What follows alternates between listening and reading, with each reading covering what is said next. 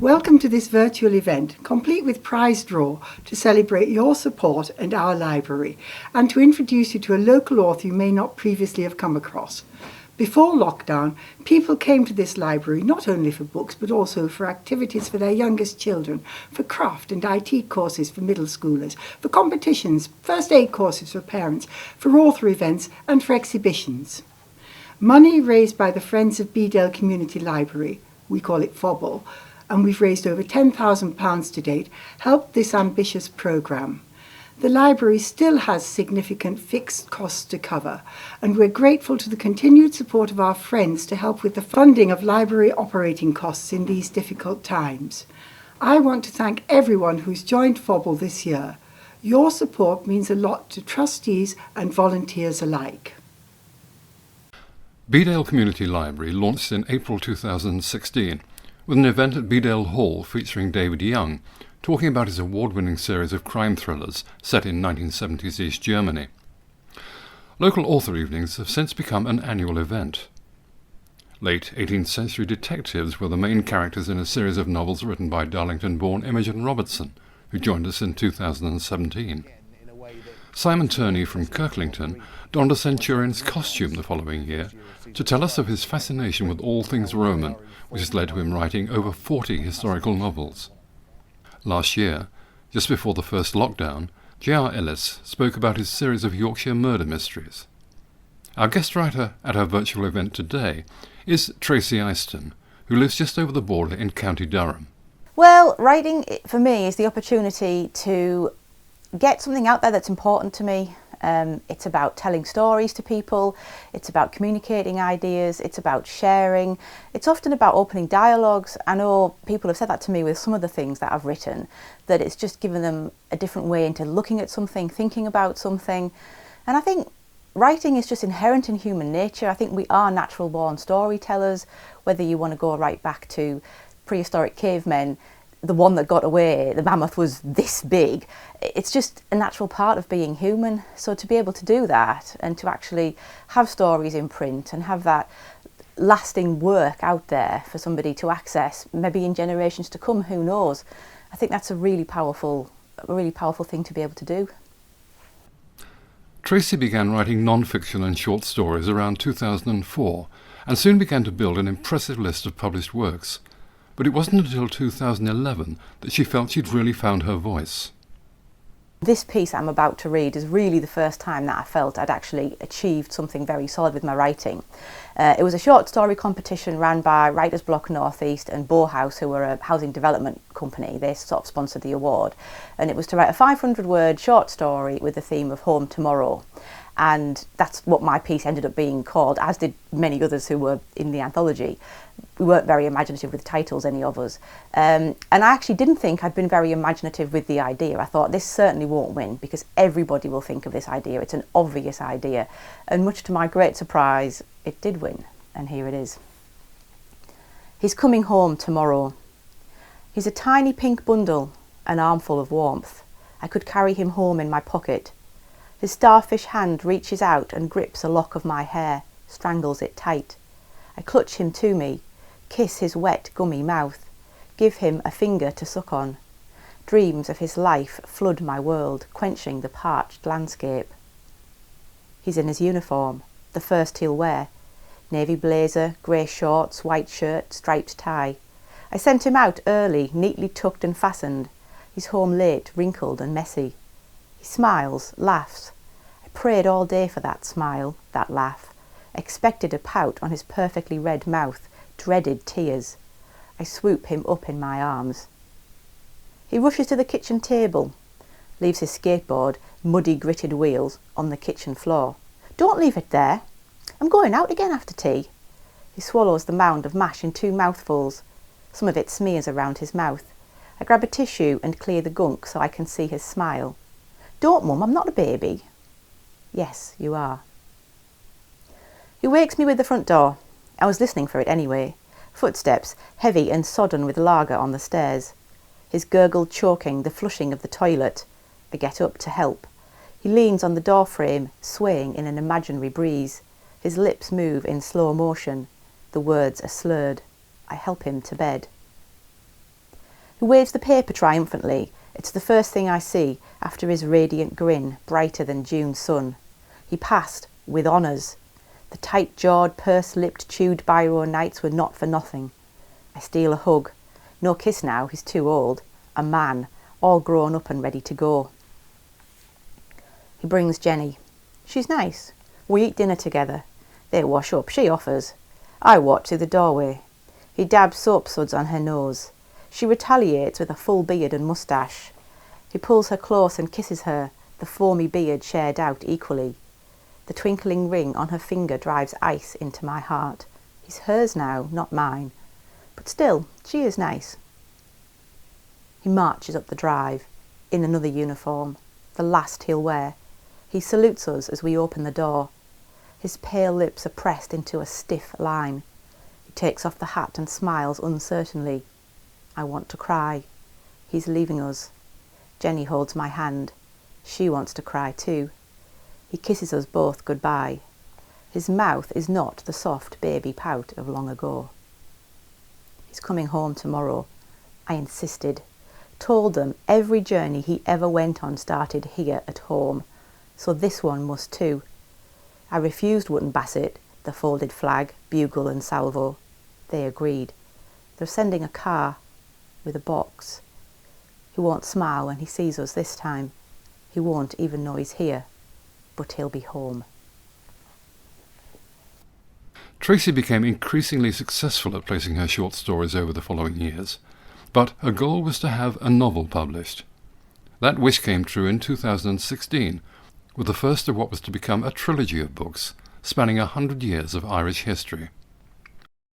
Years ago, I can remember being about 15 and there must have been some IRA incident. I can't recall what it was, but I remember being probably outraged and fascinated at the same time, and I remember going to the public library, which was just a short walk from our house at the time, and it was a godsend to me as a child because I read so much and it was always great to be in the library.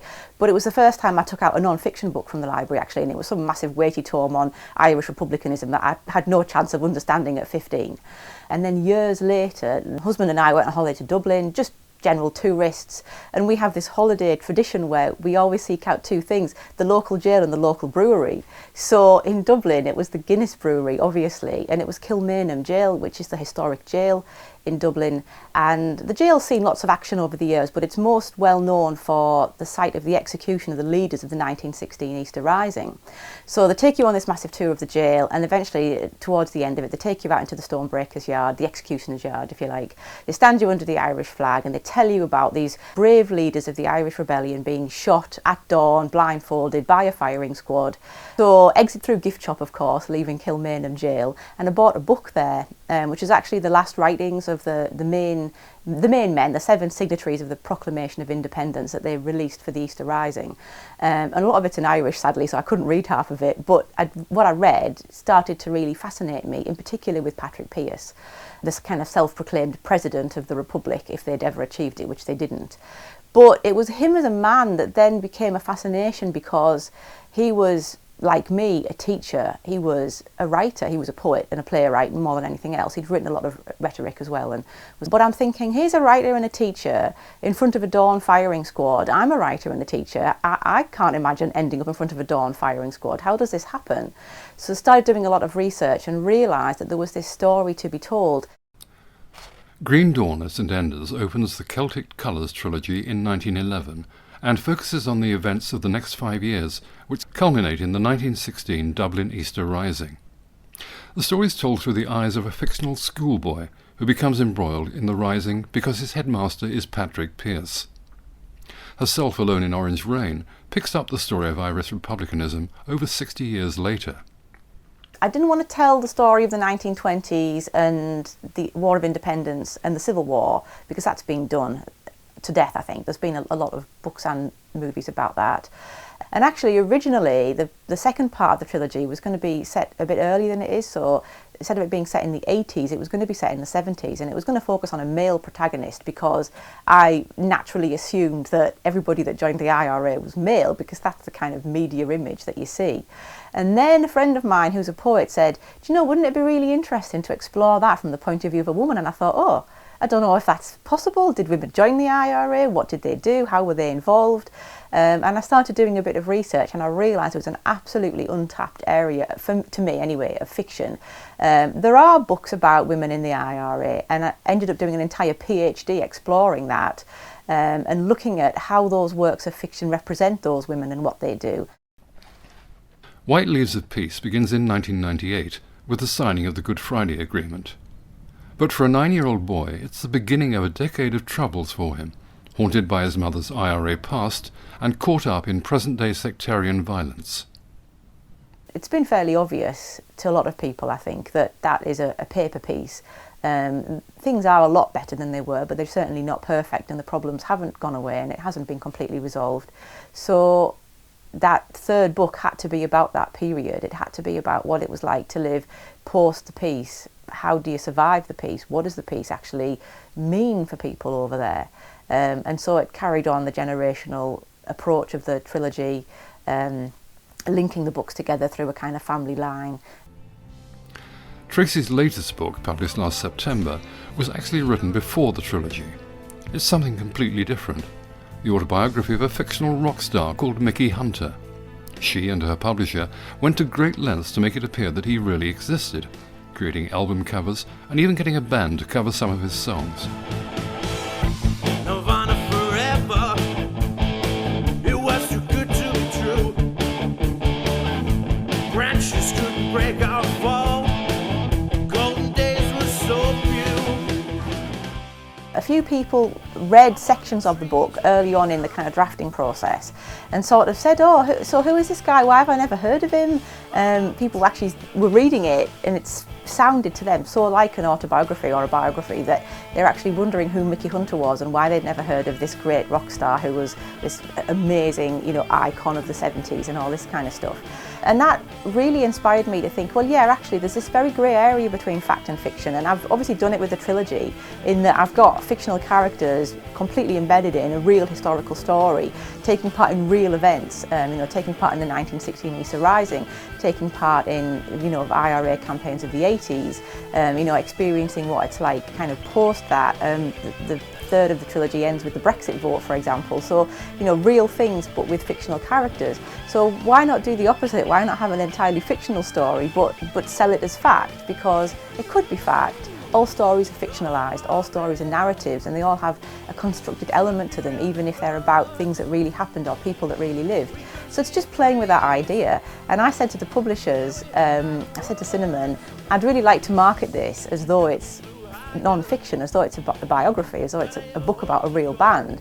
And I thought they might be sceptical about that, but they thought it was a brilliant idea because it's different and it makes people think about that idea of what is true and what is fiction and how do we ever know what the truth is. We just don't. And yeah, I just think it just plays with that idea in a kind of bit of a tongue-in-cheek way. And I was really quite pleased after the launch when a few people then contacted me and said, I've been Googling Crown and Kingdom and I can't find anything about them online. And I thought, well, this has worked because it's just made that point that actually, how can you tell fact from fiction?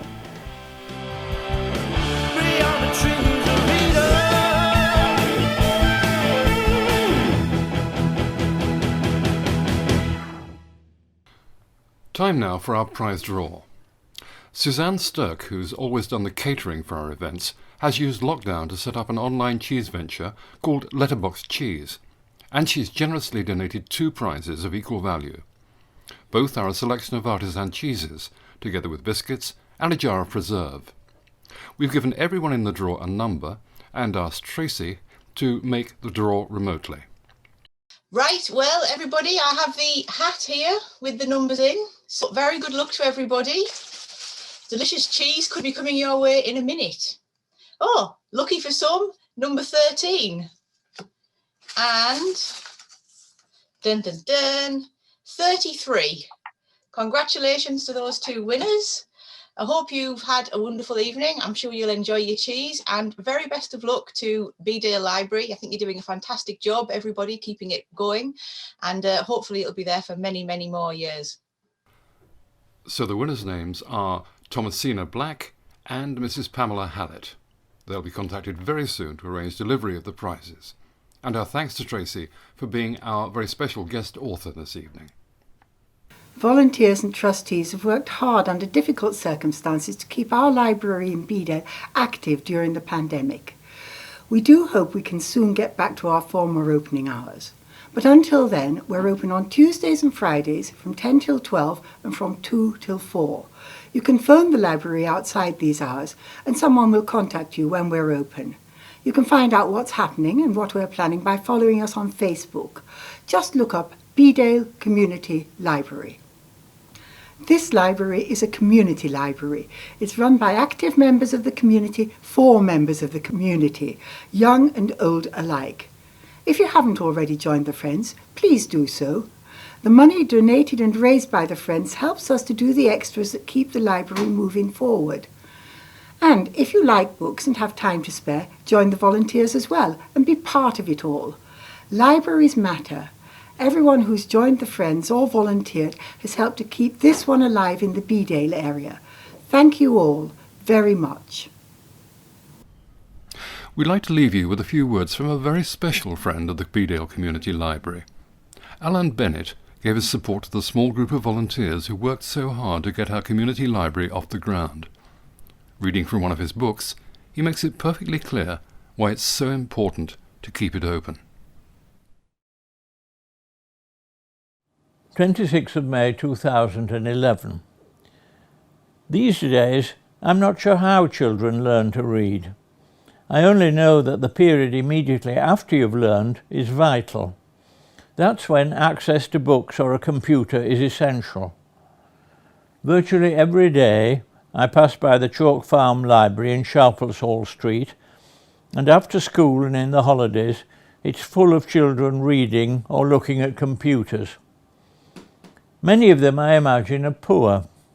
The library the only place where they can keep up with their better-off classmates who have computers of their own. And Brent Council says, well, we've got a spanking new central library, but that's no good to these children. Libraries have to be local, they have to be handy, they shouldn't need an expedition. But that early period in a child's reading life is vital. Interfere with that, hinder a child's access to books in whatever form, and you damage that child, probably for life. I've said it many times already, but it's worth saying again. Closing libraries is child abuse. Enough ranting.